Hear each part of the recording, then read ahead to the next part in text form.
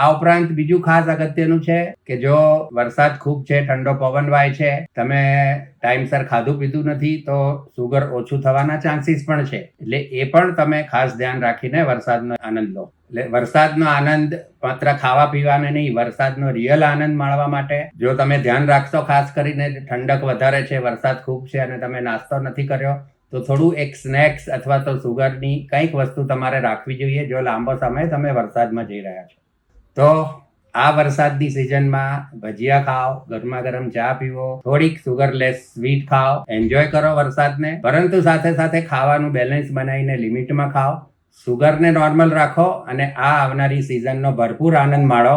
એટલે આ વરસાદની સિઝનમાં ભજીયા, ચા, કોફીની સાથે સાથે તમે રિયલ વરસાદનો પણ આનંદ લો.